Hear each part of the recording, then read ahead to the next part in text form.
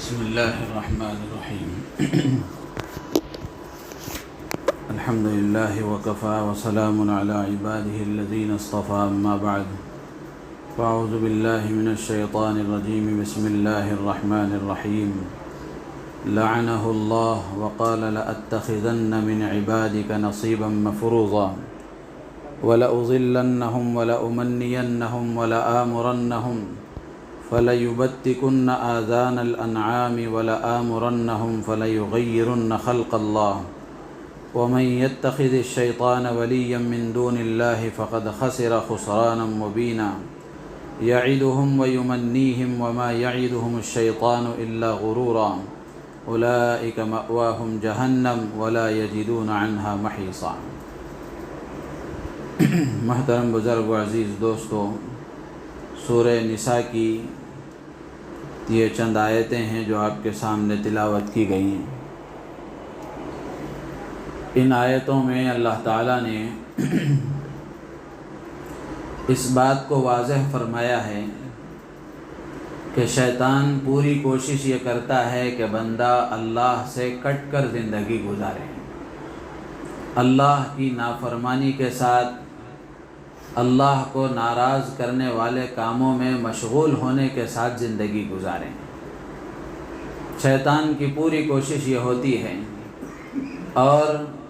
جب اس کو دنیا میں بھیجا گیا تو اس وقت میں شیطان نے اللہ سے یہ گویا چیلنج کیا تھا کہ میں تیرے بندوں کو گمراہ کر کے رہوں گا، تیرے بندوں کو اپنا تابع دار اور اپنا غلام بنا کر رہوں گا۔ تو ان آیتوں میں اللہ تعالیٰ نے فرمایا لعنہ اللہ، اللہ تعالیٰ نے شیطان کو اپنی رحمت سے دور کر دیا، ملعون قرار دیا گیا، اس پر اللہ کی لعنت ہوئی۔ وقال لأتخذن من عبادك نصیبا مفروضا، شیطان نے اللہ سے یہ کہا کہ میں تیرے بندوں میں سے اپنا مقررہ حصہ لے کر رہوں گا، یعنی تیرے بندوں کو اپنا فرما بردار، اپنا تابع دار بنا کر رہوں گا کہ اس کی زندگی کے 24 گھنٹوں میں سے، روزانہ کے اس کے 24 گھنٹوں میں سے اس کی زندگی کا کچھ نہ کچھ حصہ میری وفاداری میں بھی گزرے گا، میں اپنا بھی اس کو تابع دار بنا کر رہوں گا۔ پھر آگے شیطان نے یہ کہا اللہ سے وَلَأُضِلَّنَّهُمْ، میں ضرور تیرے ان بندوں کو گمراہ کروں گا، وَلَأُمَنِّيَنَّهُمْ، اور میں ضرور ان کو امید دلاتا رہوں گا، ہوس اور خواہش ان کے اندر پیدا کرتا رہوں گا، وَلَآمُرَنَّهُمْ فَلَيُبَتِّكُنَّ آذَانَ الْأَنْعَامِ،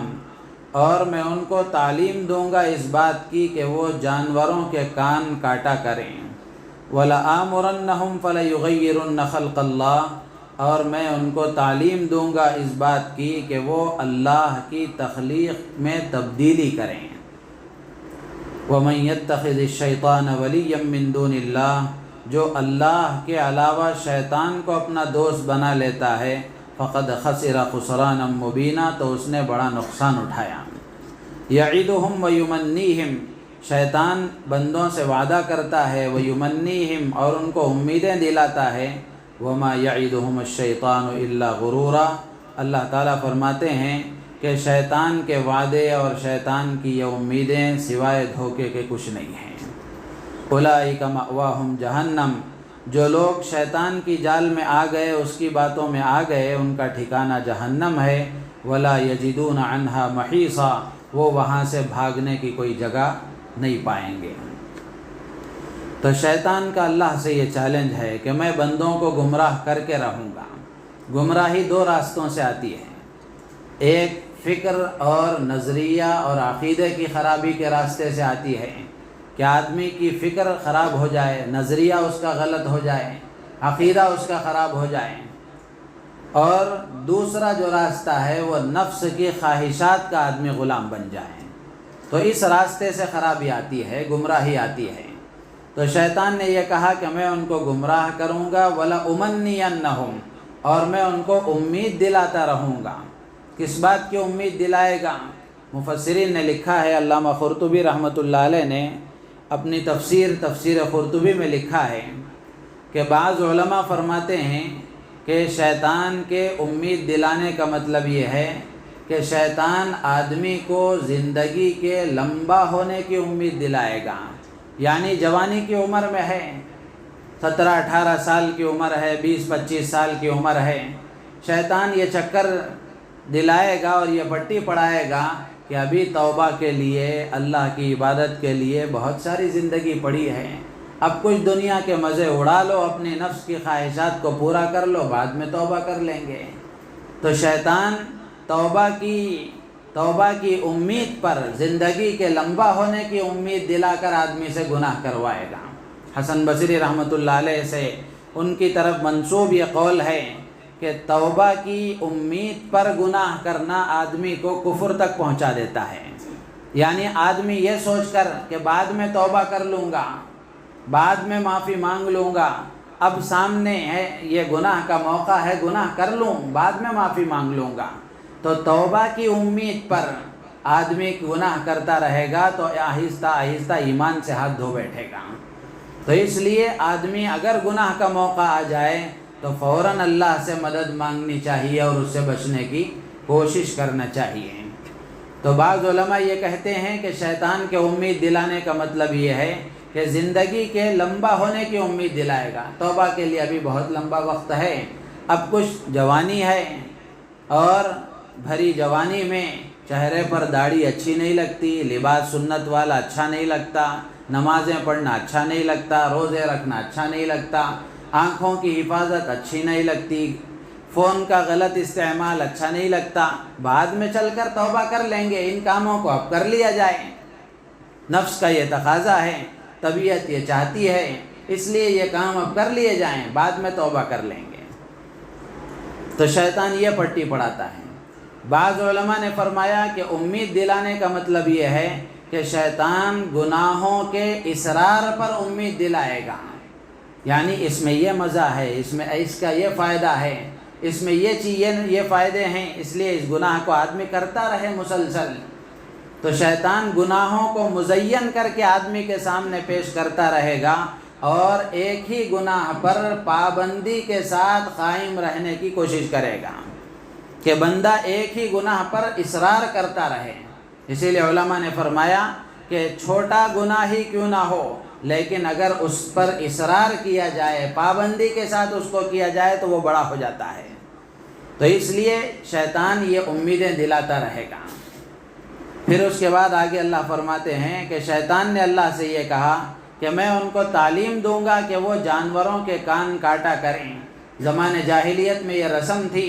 کہ لوگ جانوروں کے کان کاٹ کر بتوں کے نام پر چھوڑ دیتے تھے۔ تو یہ شیطان کی تعلیم کا اثر ہے کہ لوگ جانوروں کے کان کاٹ کر بتوں کے نام پر چھوڑ دیتے ہیں۔ پھر اس کے بعد اللہ فرماتے ہیں شیطان نے اللہ سے یہ کہا وَلَآمُرَنَّهُمْ فَلَيُغَيِّرُنَّ خَلْقَ اللَّهِ، میں انہیں سمجھاؤں گا، سکھاؤں گا، تعلیم دوں گا، ان کو ترغیب دوں گا، ان کو آمادہ کروں گا اس بات پر کہ وہ اللہ کی پیدا کی ہوئی شکل و صورت کو بگاڑیں، اللہ کی تخلیق میں تبدیلی پیدا کریں۔ علماء نے لکھا ہے کہ اللہ کی تخلیق میں اور اللہ کی پیدا کی ہوئی شکل و صورت میں، اس میں تبدیلی کا مطلب یہ ہے کہ جس مقصد کے لیے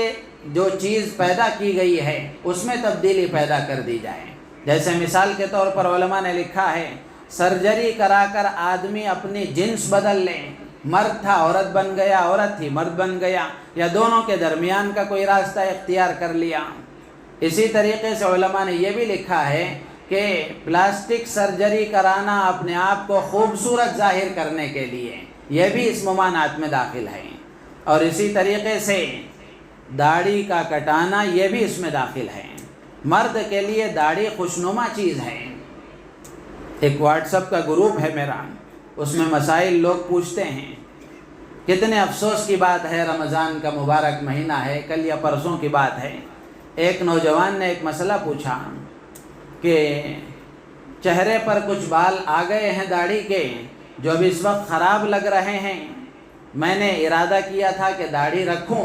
لیکن جو اب کچھ بال آئے ہیں تو یہ میرے چہرے پر خراب لگ رہے ہیں، کیا میں ان کو کاٹ سکتا ہوں؟ کتنے افسوس کی بات ہے۔ حضرت مولانا شاہ منیر احمد صاحب دامت برکاتہم نے غالباً کسی وقت فرمایا تھا کہ اگر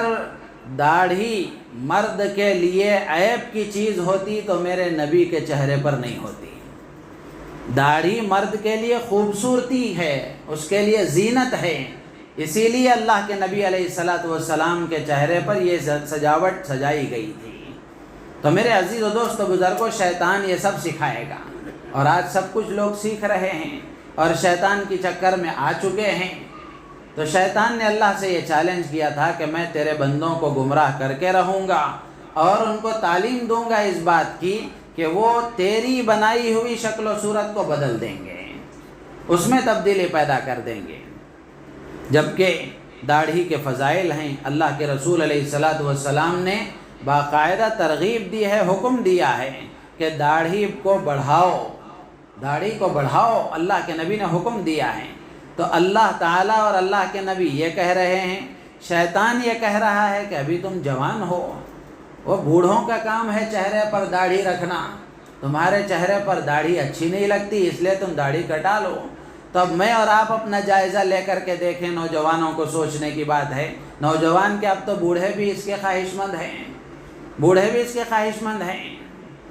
تو آدمی سوچے کہ میں کس کی تمنا پر چل رہا ہوں اور کس کی تعلیم پر عمل کر رہا ہوں، کیا اللہ اور اللہ کے رسول کی بات پر عمل کر رہا ہوں یا شیطان کے تقاضے کو پورا کر رہا ہوں یا شیطان کی تعلیم پر عمل کر رہا ہوں۔ اللہ نے اصول بیان فرمایا، وَمَن يَتَّخِذِ الشَّيْطَانَ وَلِيًّا مِّن دُونِ اللَّهِ فَقَدْ خَسِرَ خُسْرَانًا مُّبِينًا، جو اللہ کے علاوہ کسی اور کو یعنی شیطان کو اپنا دوست بنا لیتا ہے، اس کی بات مانتا ہے، تو یہ یقیناً نقصان اٹھانے والا ہے، دنیا میں بھی نقصان اٹھائے گا، آخرت میں بھی نقصان اٹھائے گا۔ شیطان آدمی کو پٹی پڑھاتا ہے، وعدے دلاتا ہے، وعدے کرتا ہے کہ تمہارے ساتھ یہ ہوگا، یہ کرو گے تو یہ ہوگا، یہ کرو گے تو یہ ہوگا، امیدیں دلاتا ہے۔ لیکن اللہ کہتے ہیں شیطان کے وعدے اور شیطان کی امیدیں سوائے دھوکے کے کچھ بھی نہیں ہیں،